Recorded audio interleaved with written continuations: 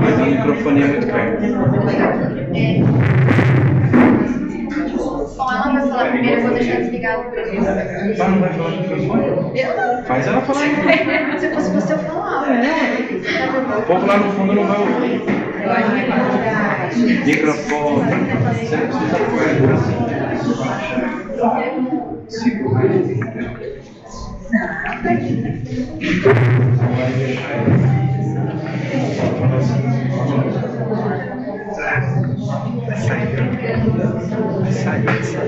Gente, então vamos lá. Primeiramente, bom dia. Bom dia. Bom dia, obrigada. Nós estamos aqui hoje, agradecemos vocês, né? Muito obrigada por ter recepcionado a gente também, aceitado a gente aqui no nosso estágio aqui na escola, e como uma forma de agradecimento, a gente veio aqui hoje para também contribuir com vocês e com a instituição. Provavelmente vocês podem estar sentindo falta de uma terceira participante, uma terceira estagiária, a Marcela. Ela não vai poder estar aqui hoje com a gente na quarta-feira, agora ela vai fazer o estágio na terça-feira.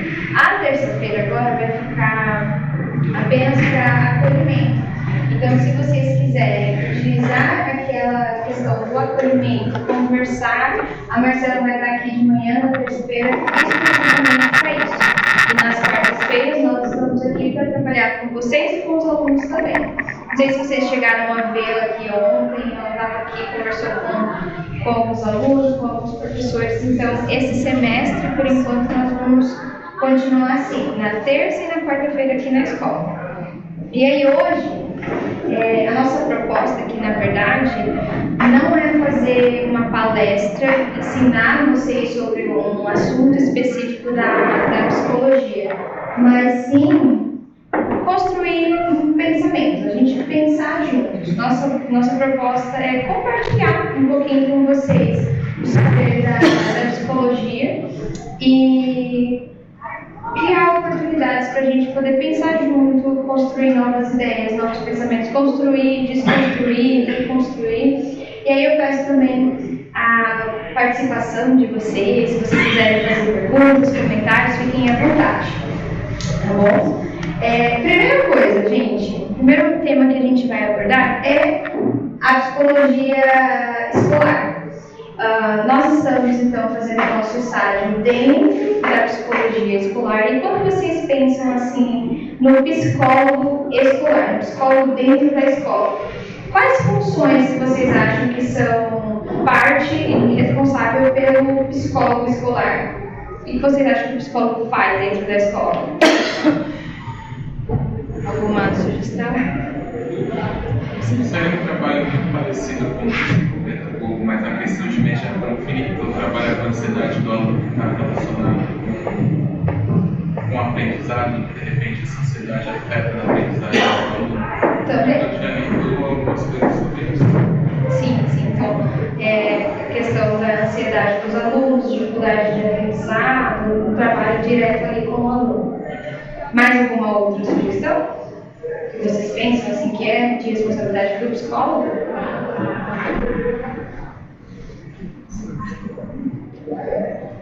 Muito bem. Então, primeiramente, talvez vocês pensem em psicólogos e aí venha na cabeça o psicólogo clínico, né, que é quem faz terapia.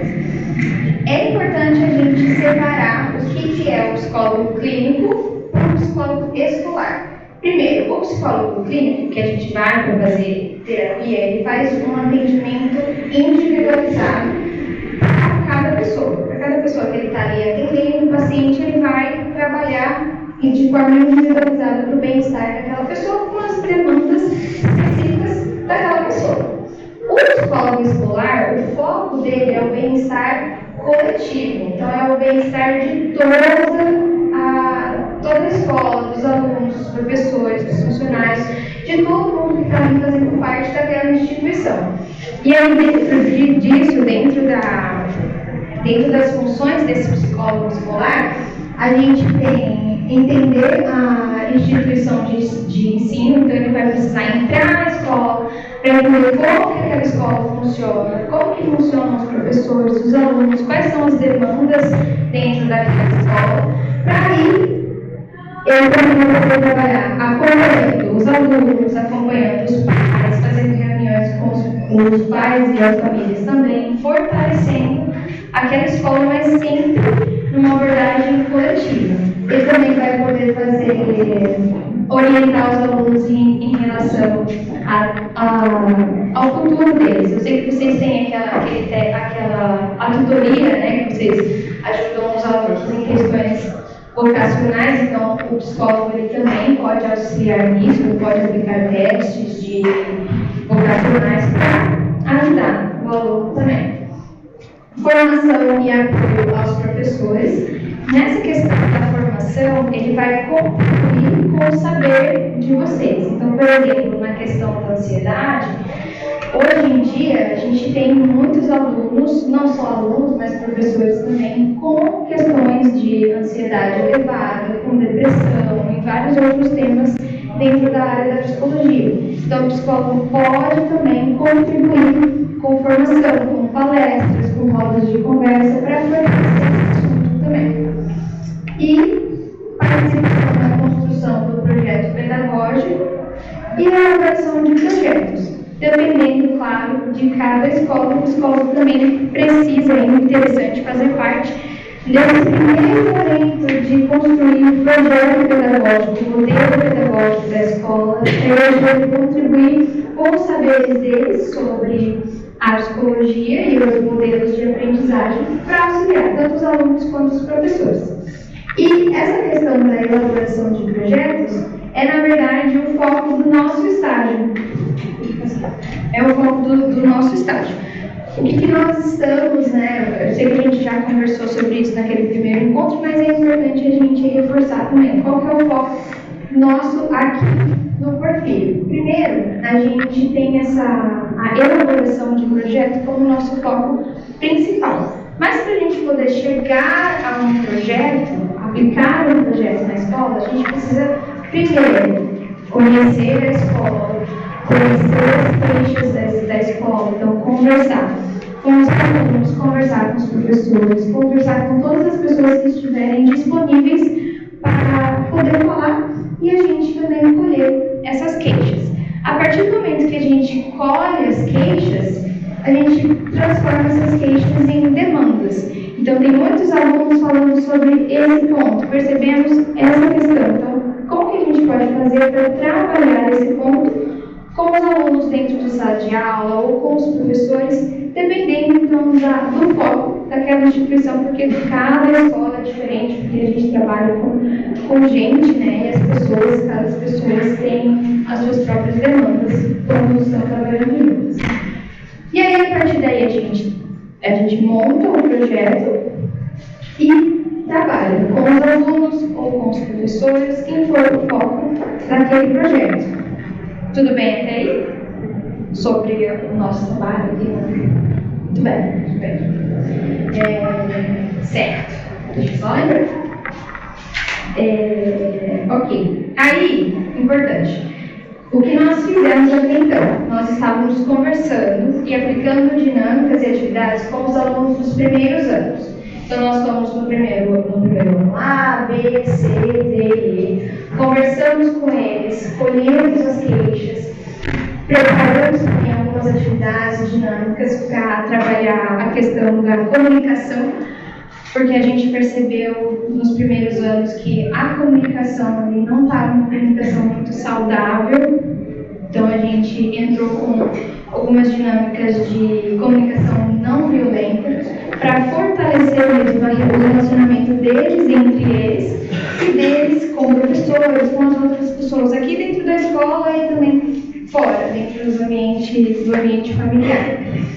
E o que a gente percebe quando a gente está trabalhando com o primeiro ano? Na verdade, aqui nessa escola toda, porque é só ensino médio, né? São adolescentes. Os adolescentes têm características, né, próprias dessa fase do desenvolvimento. Quando vocês pensam em adolescentes, tem alguma característica que vocês acham assim, que é típica de adolescente? Adolescente dentro da sala de aula ou em casa? Questionador. Mas rebeldia, boa.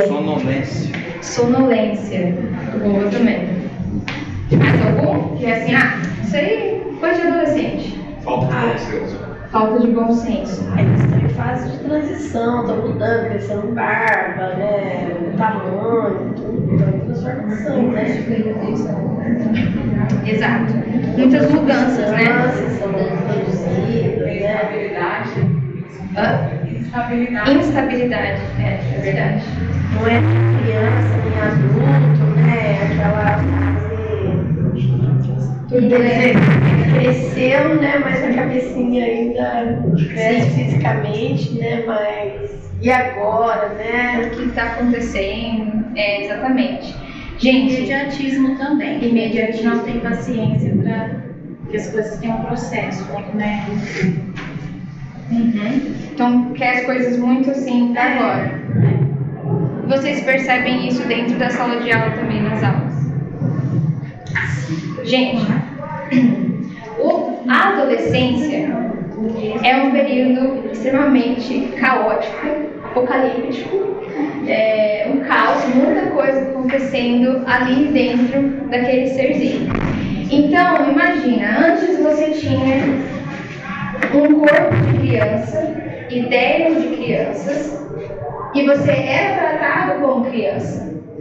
E aí, de um dia para o outro, tudo começa a mudar. O corpo que você conhecia, infantil, começa a mudar, coisas começam a aparecer, os pensamentos também mudam, e aí você começa, o adolescente começa a se questionar, assim, o que está acontecendo, quem sou eu, quem é você, o que eu gosto, o que eu não gosto. Então existe uma série de vários pensamentos e questionamentos e muito conflito interno. E aí a gente trouxe algumas características desse processo que vocês podem identificar também dentro da sala de aula quando vocês estão lidando com o adolescente, porque se vocês conseguem entender um pouquinho melhor essa fase do desenvolvimento, o que está passando aqui nas emoções, talvez a gente consiga abordar mais facilmente os adolescentes, porque a gente sabe que não é fácil. Então, assim, a questão principal do adolescente, ele está buscando uma identidade. Porque, como eu disse, está tudo mudando. Antes, eles se viam como crianças. Agora, eles não são mais crianças. Mas eles também não são adultos. Então, eles estão buscando e construindo essa identidade. E para fazer esse processo, são muitos questionamentos. O que eu gosto, o que eu não gosto, quais são as minhas paixões, quais não são, o que é justo, o que não é justo. Então é muita coisa acontecendo ali dentro das emoções. E uma coisa muito marcante também é essa questão do pertencimento. Eles têm uma necessidade muito forte em se sentirem aceitos. Eles buscam muito essa aceitação em grupos. Vocês já perceberam que tem diversas tribos dentro das salas de aula? E essas tribos não se misturam. Então a gente tem a galerinha que gosta de rock, a galerinha que gosta, sei lá, de Taylor Swift, a galerinha que são os nerds, o pessoal do fundão e várias outras coisas que eles podem encontrar em comum para formar aquela tribo. E se sentir aceito e buscar uma identificação ali dentro do conhecimento. Exatamente. A gente fez até uma atividade, em um dos primeiros anos, a gente tinha preparado uma dinâmica e a gente falou assim, vamos separar a turma toda em 2 grupos. A sala tem 40 alunos mais ou menos, então 2 grupos, 20 para cada lado, e vamos fazer a dinâmica. Fizemos essa primeira instrução. Não deu certo. A gente pediu para eles se separarem e não houve movimentação. Eles ficaram ali nos seus pequenos grupos, alguns alunos tentam, né? Eles vão lá, tentam se juntar, mas não chega muito perto, e aí a gente tentou aplicar a dinâmica mesmo assim, e não funcionou da forma que a gente tinha idealizado. Então a gente ainda ficou meio frustrado, a gente teve que lidar com o nosso sentimento de frustração, porque a gente tinha uma dinâmica que não deu tão certo. Paramos, pensamos, será que é a dinâmica que é chata e eles não gostam, ou eles não estão nem aí mesmo, eles não querem participar? O que será que aconteceu? Vamos desistir dessa dinâmica, tentar encontrar outra, ou não vamos fazer mais dinâmica, não funciona nessa turma? E aí foi que a gente pensou, não, os adolescentes, eles têm as tribos deles. E isso é uma coisa muito marcante. E se a gente não pedir para eles se separarem em 2 grupos, e sim respeitar os seus grupinhos e aplicar a dinâmica mesmo assim, né? A gente adaptou, fez uma outra turma, claro, para não repetir a dinâmica, e deu super certo. Eles participaram, 99% dos alunos participaram daquela primeira dinâmica que a gente aplicou. Então, essa questão do pertencimento e das tribos, da aceitação, ficou bem nítida pra gente com essa experiência também. E além disso, alguém falou da rebeldia. A rebeldia, ela é real, ela existe mesmo. E aí tem o ponto da contestação de regras, que é quando eles estão se perguntando, mas por quê? Por que é assim e não é assim? E é diferente das crianças, porque as crianças também têm aquela fase de ficar perguntando, por quê? Por que isso? Por que aquilo? Só que é um porquê de por que o mundo funciona desse jeito? Por que assim? O que é isso? Na adolescência, eles estão contestando as regras porque eles estão produzindo, né, a sua identidade, e ali dentro ele está julgando o que eles julgam ser justo e injusto, certo e errado. As regras que eles acham que fazem sentido, eles vão seguir e vão respeitar. As regras que eles acham que não faz sentido, e aí começa, né, a contestação. Então, tudo isso faz parte desse processo de montar uma estrutura, montar uma personalidade. E as coisas são muito intensas. Tudo é muito intenso na adolescência. Uma coisa que a gente acha que é pequena, não precisa de tanto, é a morte, é o caos dos adolescentes. É assim, acabou a minha vida, acabou a minha vida social, vamos dizer assim. Então, tudo é muito intenso. As partes do cérebro do adolescente que lida com recompensas de curto prazo, elas estão mais desenvolvidas do que a parte do cérebro que controla os impulsos. Ou seja, numa situação de risco, vamos supor, numa festa, o adolescente está lá bebendo, fazendo muito uso de bebida alcoólica, ou até mesmo drogas. Ele pode até julgar a situação como um adulto. Ele sabe o que é certo, ele sabe o que é errado, ele sabe que vai ter consequências. Mas a recompensa que ele vai ter de curto prazo é bem mais valorosa do que a consequência que ele vai ter. Por exemplo, qual vai ser a recompensa que ele vai ter numa festa se ele beber muito e fizer isso que ele sabe que é errado? É a aceitação social. Ele vai sair, né, ele vai estar lá naquela festa como diferentão, maneiro, legal, e aí o bombando, todo mundo fala, nossa, olha lá, que legal que ele é. Mesmo ele sabendo que no dia seguinte vai ter as consequências, aquela recompensa de agora é bem mais interessante, por causa dessa aceitação social. Na sala de aula também, tem aqueles alunos que gostam de enfrentar o professor, de enfrentar a regra, de ficar ali de frente com todo mundo e falar, que eu tenho poder aqui também.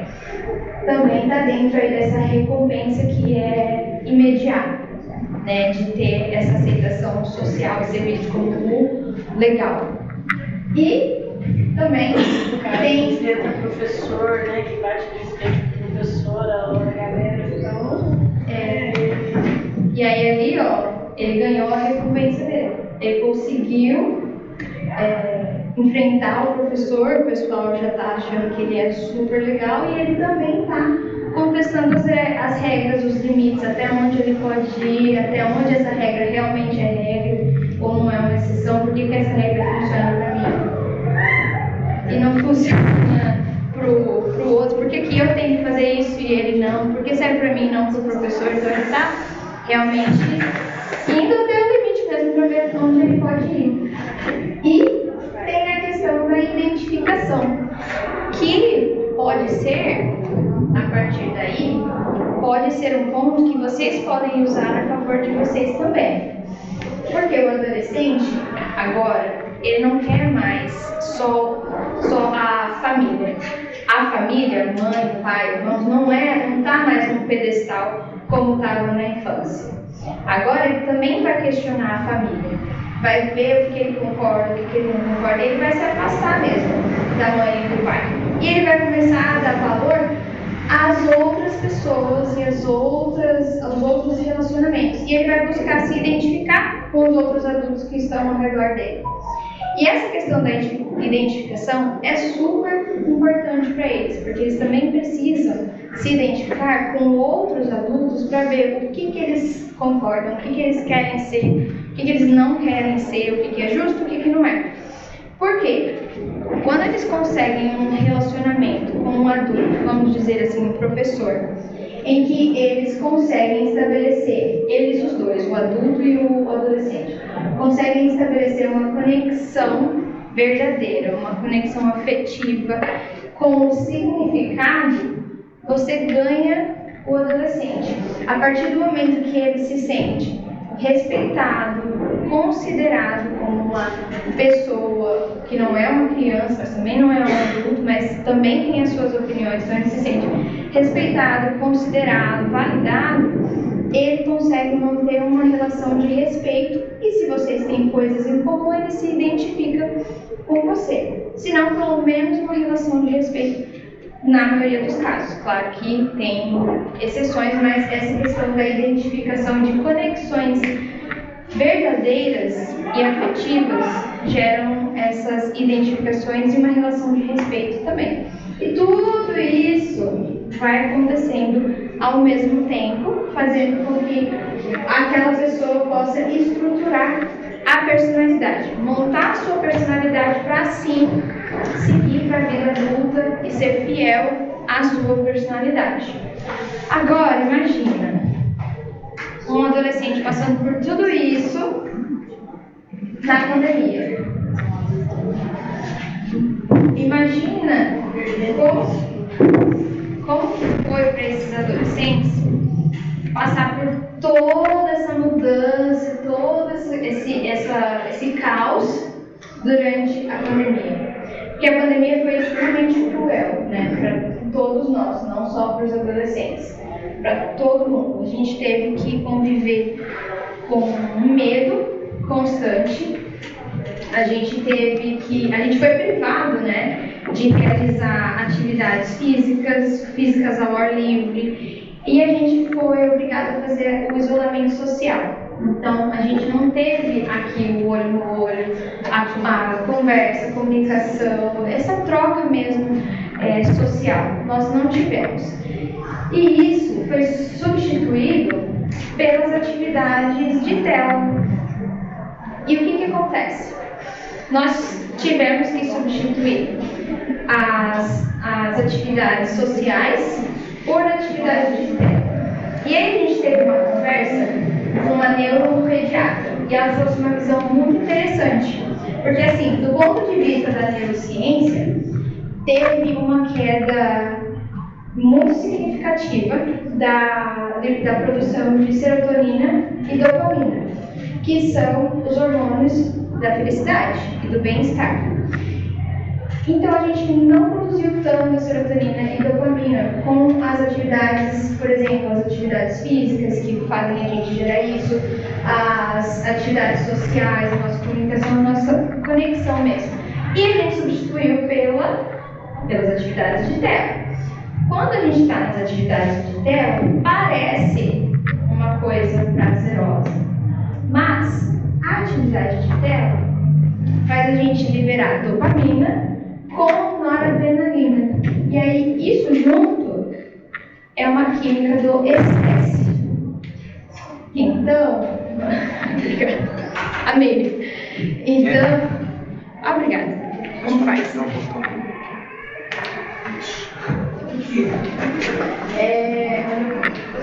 A atividade de tela libera dopamina e noradrenalina, que é a química do estresse. Ou seja, o que acontece? As memórias não são arquivadas como memórias prazerosas, felizes e positivas. Elas são arquivadas como memórias estressoras, como situações estressoras. Então, mesmo que você estava lá no celular se divertindo e vendo vários vídeos, o seu cérebro vai arquivar aquilo como uma situação estressora. E aí o que acontece? A gente vê um monte de gente com ansiedade, estressado, querendo falar e não querendo ouvir, e aí a gente vê a sociedade como a gente está vendo hoje.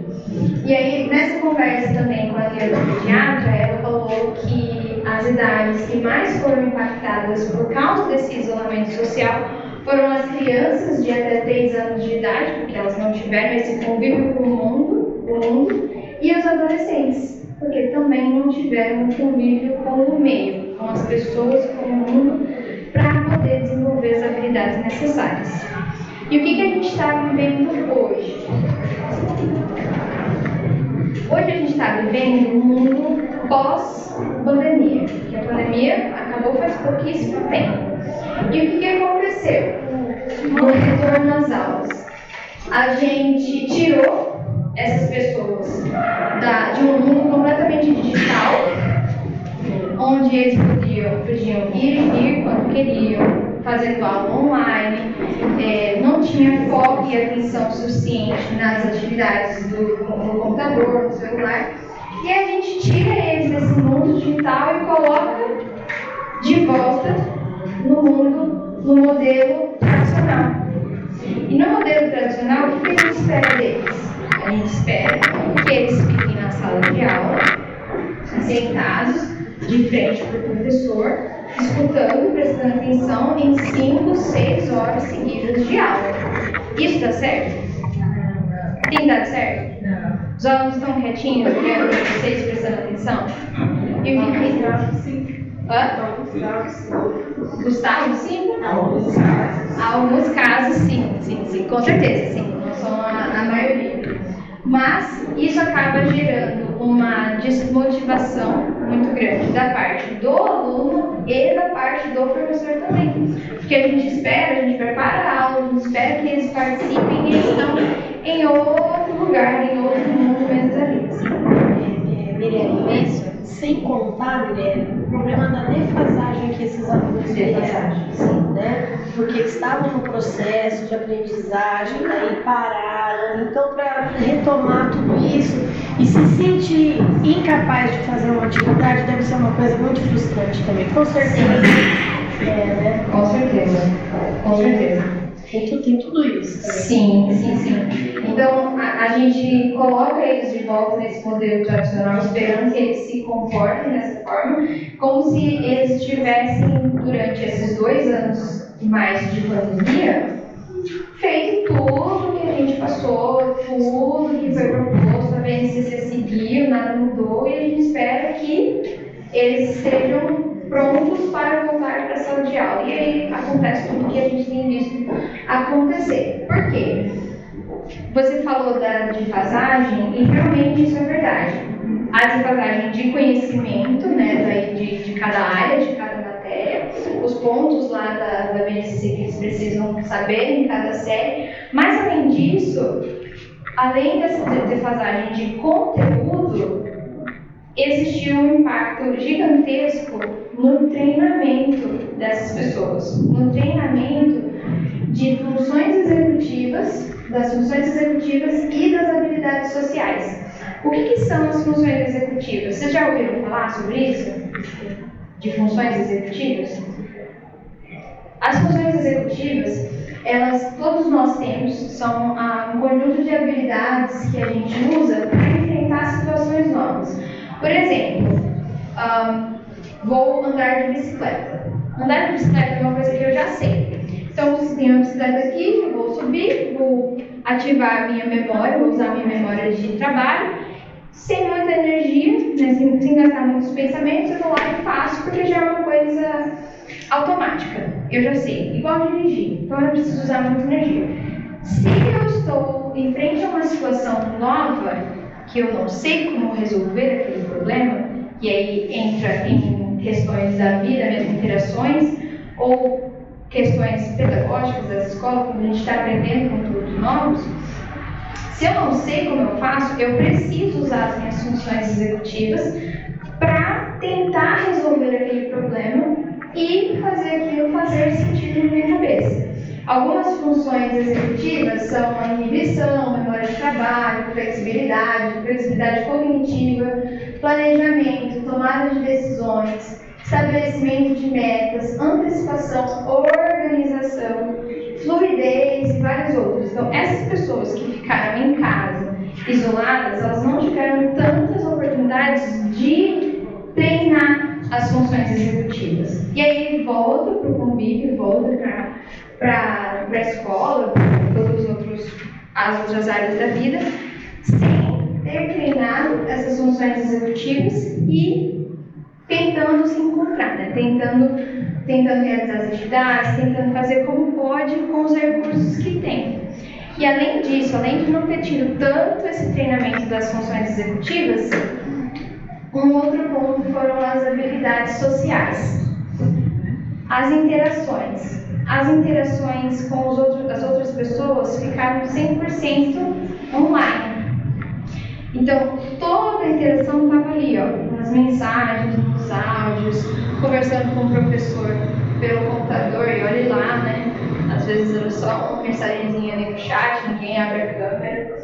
Então, não houve oportunidade suficiente de treino das habilidades sociais, que todos nós temos em potencial e todos nós podemos treinar.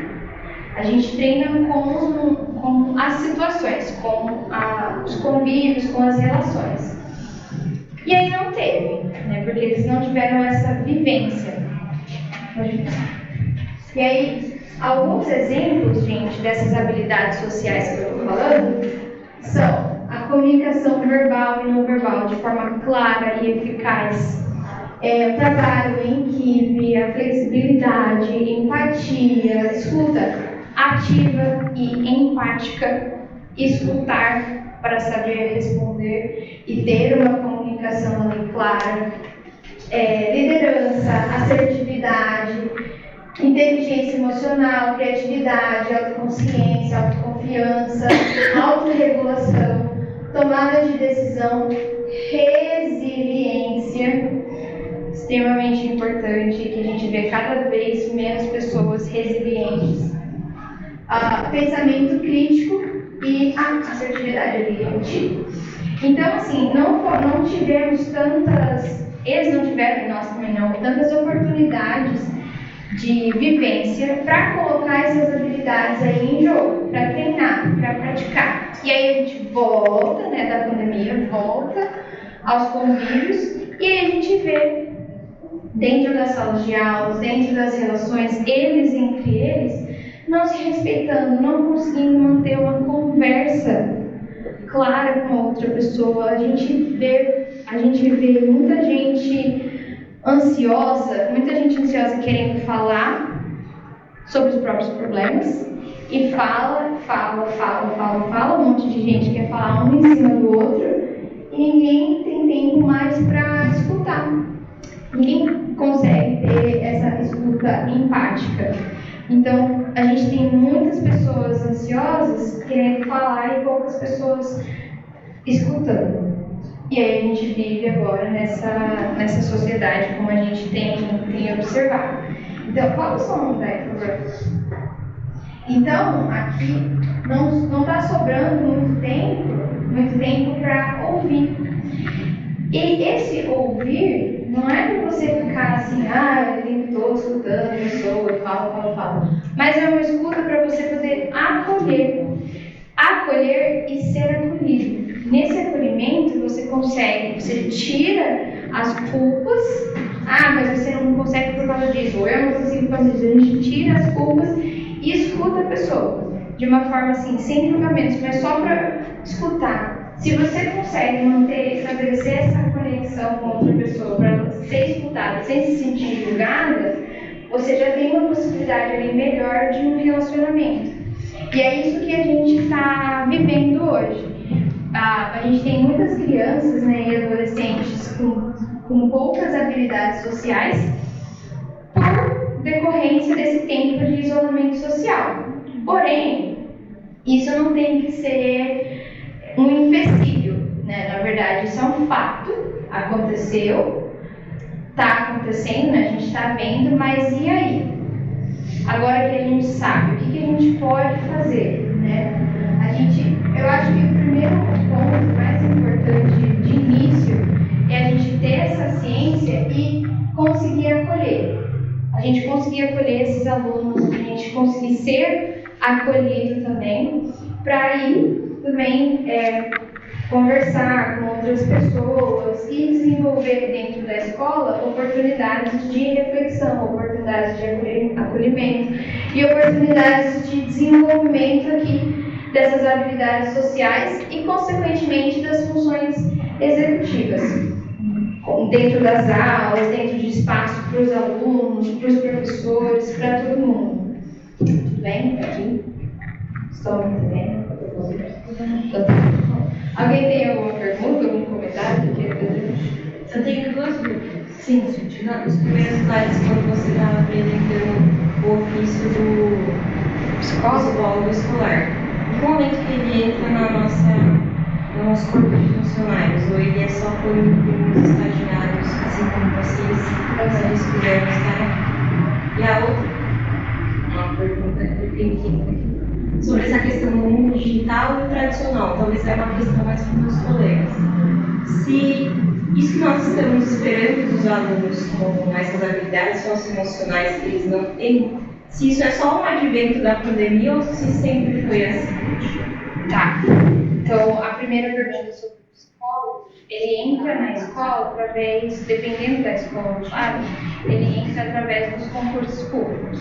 Então, ele vai entrar na escola, vai fazer parte, vai ser o psicólogo escolar da escola, e aí, dependendo da quantidade de alunos dentro da escola, vai ter um, vai ter dois psicólogos, e aí ele está fazendo parte ali do corpo pedagógico, e aí pode fazer todas aquelas outras funções que a gente viu. Então, precisaria entrar no programa.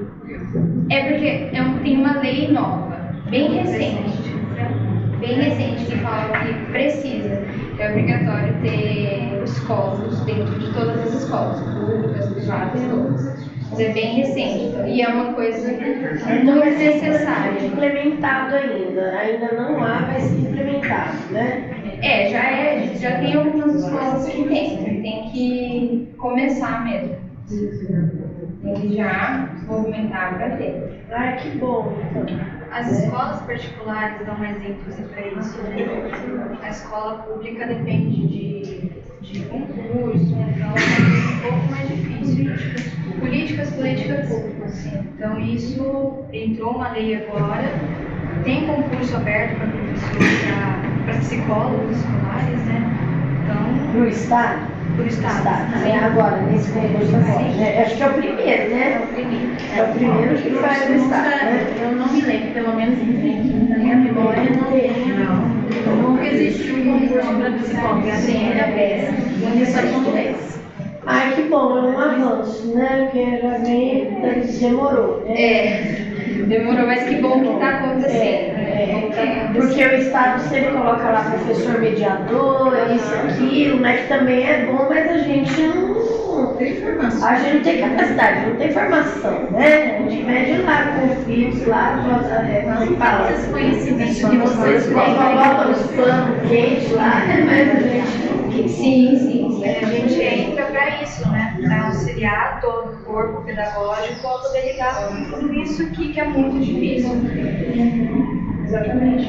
Para dar um suporte para os professores, né, na formação também, nesses conhecimentos, e para os alunos em questões emocionais mesmo, porque são muitas questões, principalmente agora, muitas questões emocionais misturadas com o aprender deles. Então, às vezes, essas questões emocionais estão limitando a possibilidade de aprendizado. Primeiro precisa resolver o que está acontecendo ali para dar uma paz para a mente, para ela poder absorver melhor.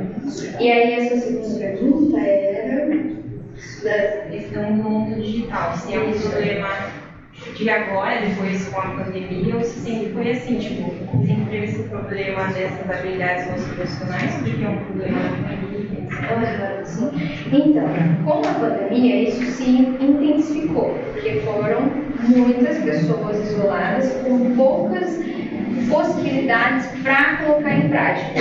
Não tiveram tanta vivência no mundo, contato com o mundo, para poder desenvolver essas habilidades e se fortalecer mesmo. Mas depende muito, sem contar, tirando a pandemia, depende muito do funcionamento daquele adolescente, daquela pessoa. Se é uma pessoa que não tem tanto suporte emocional dentro de casa, não tem suporte familiar, não tem suporte de outras pessoas, não tem possibilidades de colocar em prática, ela vai ter as habilidades sociais mais prejudicadas, vamos dizer assim, porque não teve tantas oportunidades para ter resiliência, para colocar em prática mesmo. Então, depende muito, tirando a pandemia, depende muito de cada pessoa e como cada pessoa cresceu, como ela foi fortalecida.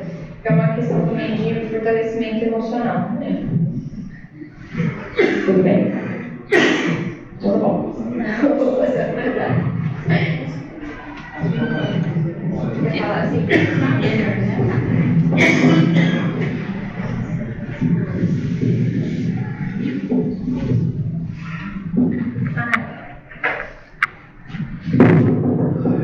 Então, pessoal, a Mirelle falou um pouquinho dos adolescentes, né, dessa questão da pandemia, da pós-pandemia, e entrando ainda no assunto da pandemia, acho que uma frase que ficou muito famosa entre os responsáveis, entre os pais dos adolescentes, é que saudade dos professores, né? O trabalho de vocês foi muito... Vocês tiveram que se adaptar, foi um trabalho bem hercúleo, né? Para se adaptar a isso.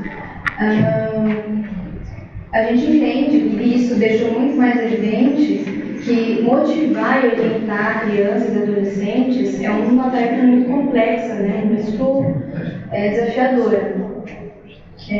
A escola, os professores, toda a comunidade escolar, ela fez um esforço gigantesco para poder dar conta de todos esses desafios, né? De dar conta de fazer tudo que tinha que ser feito e para se adaptar nesse período, né? E isso levanta uma discussão muito importante, que é o reconhecimento e a valorização da carreira docente. Essa valorização, ela passa por vários pontos importantes, né? Ela vai desde o respeito, as condições adequadas, né, de trabalho, a elaboração de políticas públicas que sejam reais à demanda de vocês, os professores, políticas públicas importantes. Salário justo, que eu acho que é um ponto muito importante, né?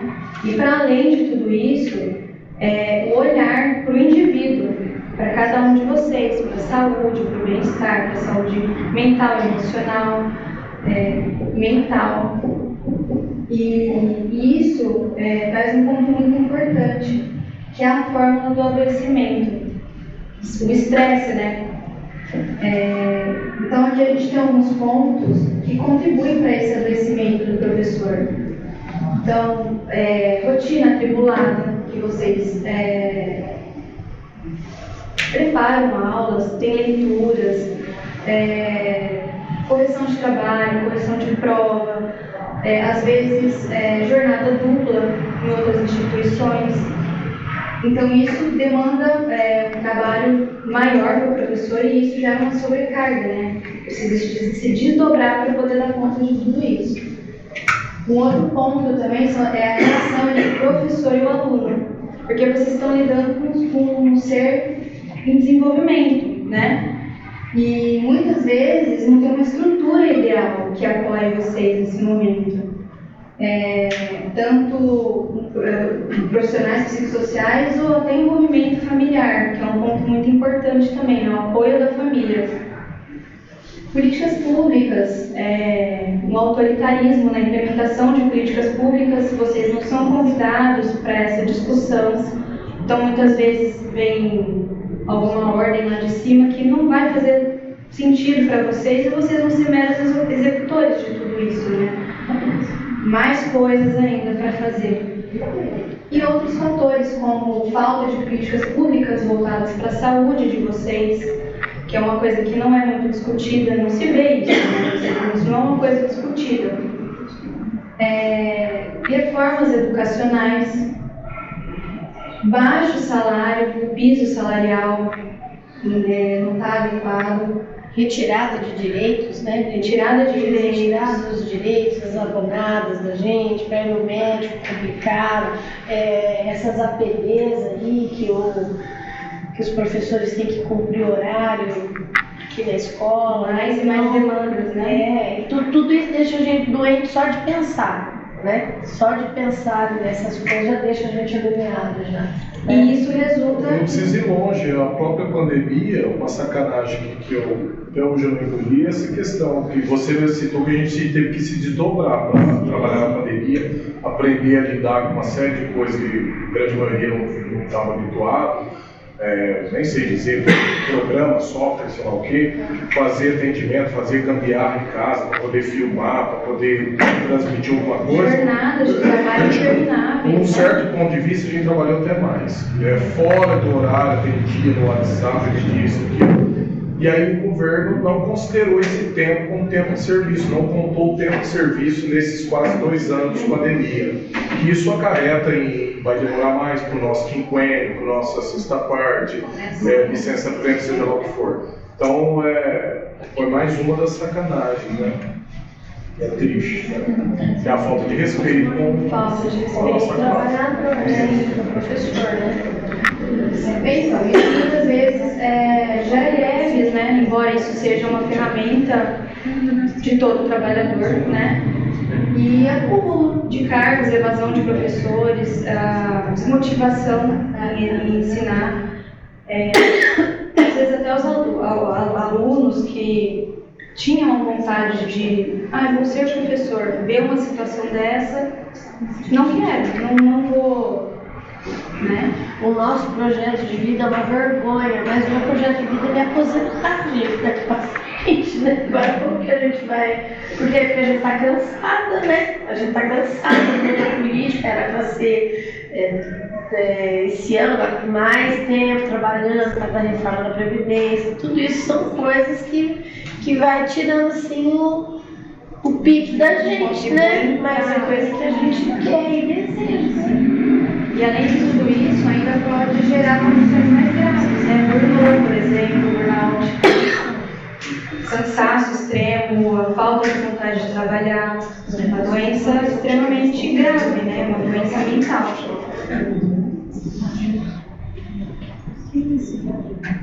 Então, como que as instituições podem apoiar os docentes nessa causa, né? Então, as instituições elas podem conversar sobre esse adoecimento do professor e tornar isso uma pauta recorrente e geral das instituições, né? Se não tem conversa, não tem identificação do problema, não tem como apoiar. Então, essa discussão é muito importante, levantar todos os problemas institucionais, isso é muito importante. E a partir dessas conversas, fazer o compartilhamento dessas situações geradoras de estresse. Então, através do quê? De rodas de conversa, de espaços de reflexões e debates para acolhimento de vocês, né? Debater essas questões que adoecem o professor. Fazer um acolhimento de vocês sem o julgamento, poder entender o que está acontecendo com vocês. E sem a tentativa de culpabilizar, porque no final das contas, isso é multifatorial, né? Gente, o governo nunca vai fazer isso. Nenhuma rede que eu trabalhei no SESI nunca fez presencialmente Cosmópolis, nunca fez, muito menos o Estado. E se a gente falar, ainda perde a vaga, hein? Então,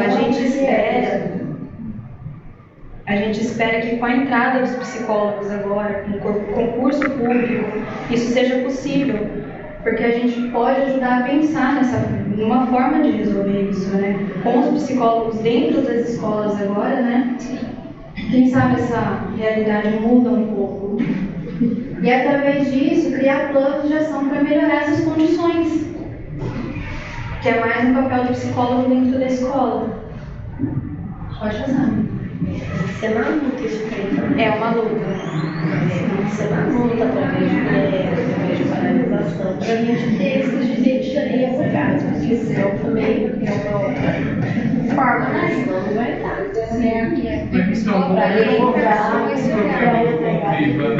Ele começou em 2020, 2021. Na outra escola que eu estava no núcleo, a gente falou, acho que uns 4, 5 psicólogos do Conviva, mas perguntaram as nossas demandas, ainda foi feito pelo Google Meet, e aí ninguém não recebeu nada, não nada. Eu acho que tem uma questão hierárquica nisso, né? Mas isso daí é uma coisa do governo para dizer que ele faz, entendeu? Que ele cuida, mas a gente não é besta e tem que saber que não é por assim, né? Exato. Aprender e ser, exatamente. Bom, então a gente está falando do adoecimento, agora a gente pode falar um pouquinho de saúde, né? Como que a gente pode passar por tudo isso, contando com a gente mesmo. Então, vamos falar um pouquinho de autocuidado. E o que é o autocuidado? Ter comportamentos que tragam saúde e bem-estar para a gente no dia a dia. O que vocês acham que na rotina de vocês tem que contribui para a saúde ou que prejudica a saúde de vocês? Ai, meu Deus do céu. O humano vai fazer cigarro por dia, sei lá. Muito estresse, Tabagismo, não é? Contribui? Não, mas me acalma. Não. Vocês têm algum hábito de autocuidado? Um momento assim para parar um pouquinho, descansar, ler um livro,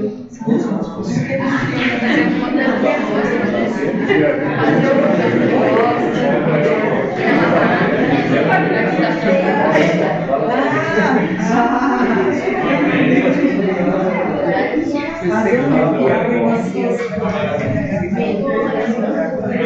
Eu tô no uso de drogas, meninas. Ela tem que curtir.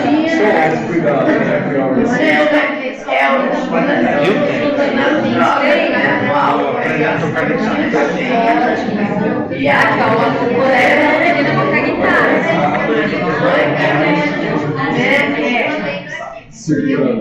Alguém mais faz mais alguma coisa? Em geral, eu tô aprendendo a tocar guitarra. Meu tutor que me orientou.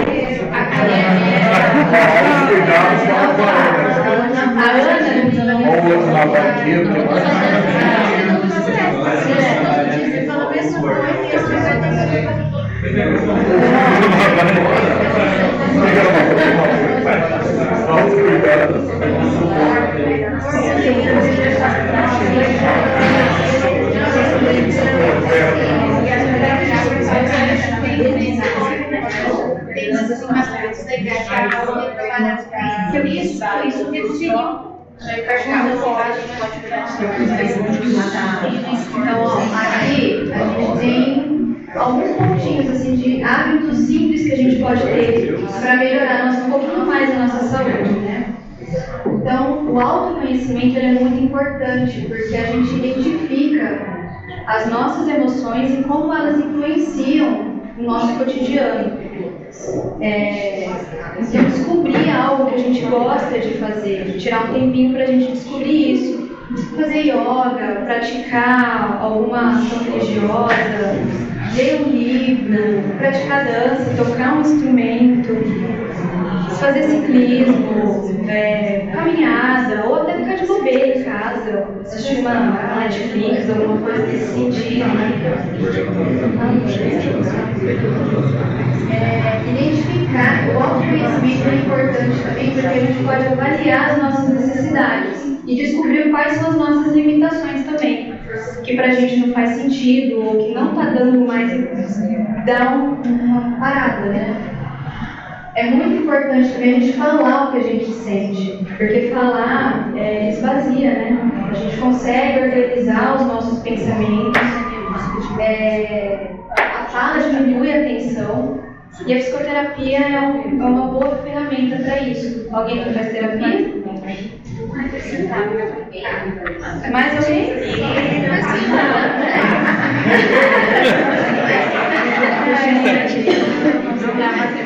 Muito importante a psicoterapia, a gente já fez?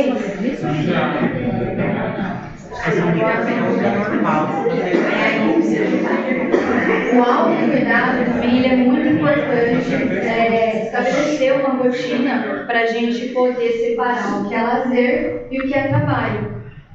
Dentro do autocuidado, o que a gente pode fazer? A gente pode ter uma alimentação saudável, vigiar o nosso sono, se é um sono de qualidade, momentos de descanso e praticar alguma atividade de relaxamento, fazer uma caminhada, uma meditação, fazer exercício físico é importante também. E os nossos relacionamentos também contribuem para esses atos simples, né?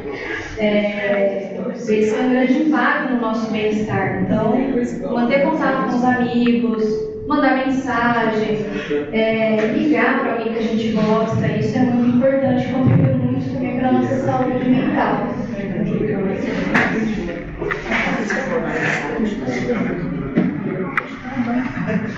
E aí, aqui algumas reflexões, né?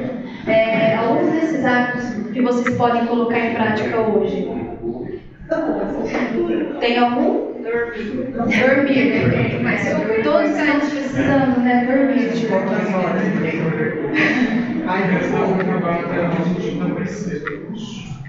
Ninguém fala do bucu. Do bucu? Que bucu? Festinhas? Encontros, feijoadas. Bucu é bom. A feijoada. Virou cordão, subir na festa. Festa é alegria.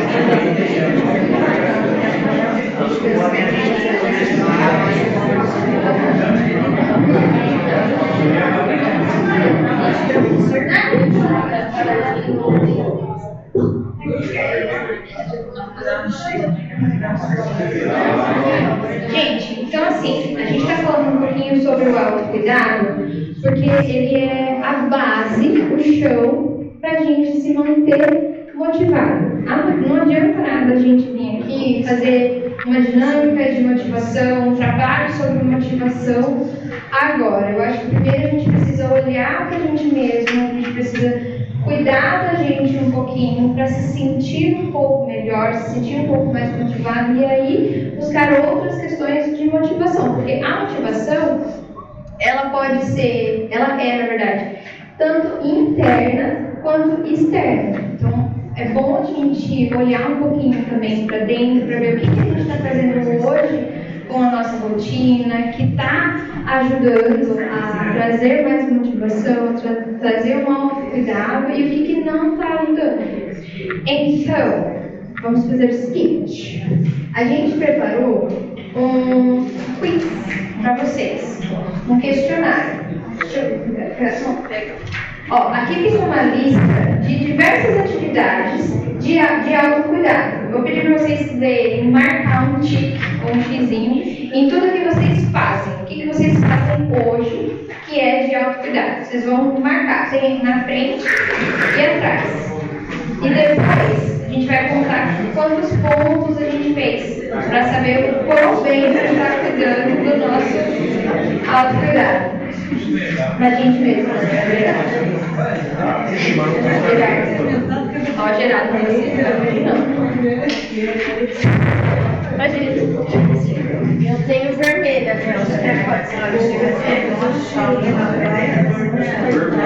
Não é tarefa para casa, né? Tarefa pra escola agora. Na vida. Só colocar o nome de vocês. O que você faz? Isso é de vocês. A gente não vai pegar de volta. Eu queria pedir uma resposta. Pode marcar de vocês. Pode marcar tudo que vocês fazem.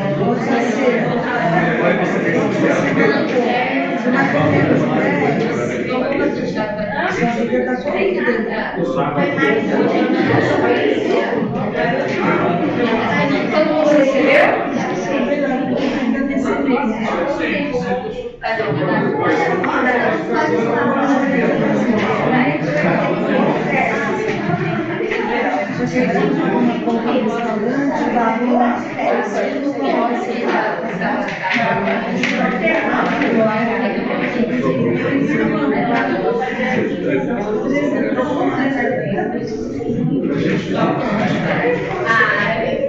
Mas isso é só hoje?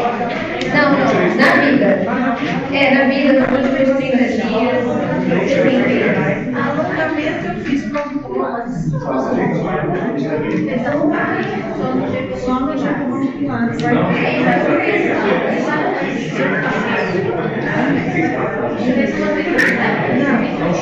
Passar pomada para dor não é hidratante.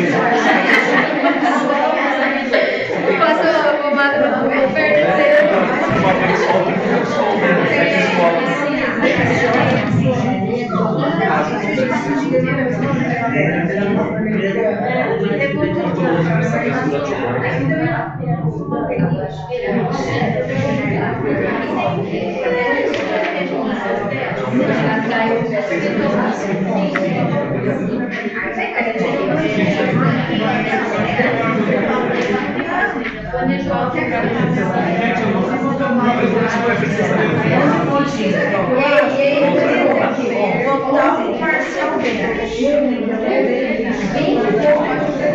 Eu acho, porque, por exemplo, o meu Quem gabaritou? Quantas vezes você Quantas vezes?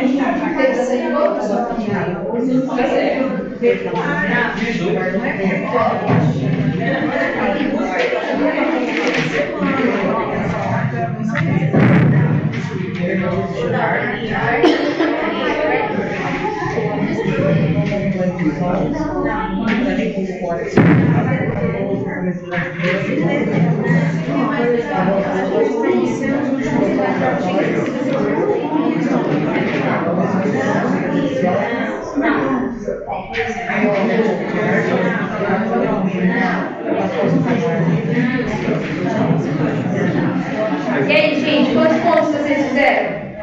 Pode vir no ano que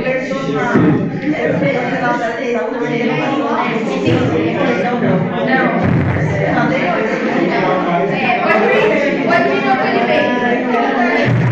Tá, isso eu acho. 25. 25.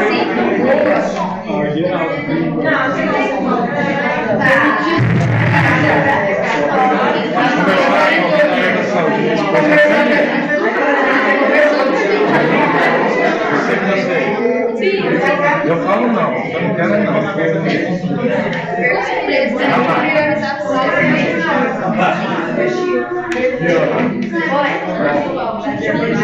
Pessoal, então fica aí uma reflexão para vocês, a importância de a gente cuidar da gente mesmo. São, como vocês viram, são atividades simples que a gente consegue tirar 10 minutinhos, 20 minutinhos por dia para fazer, para dar aquele aconchego aqui no coração. Quem fez aí de 0 a 10 pontos, fica aqui uma reflexão também, uma lista de coisas que a gente pode fazer hoje para colocar na nossa rotina, para fazer mas a gente se sentiu um pouquinho melhor, tá bom? Muito obrigada pela participação de todo mundo.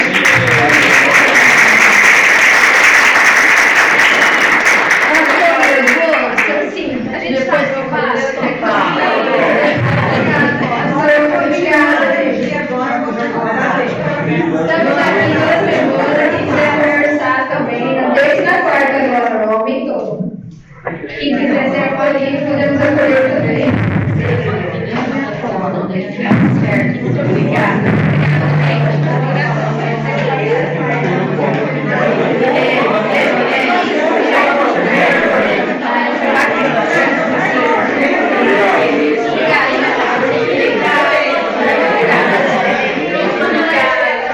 Obrigada.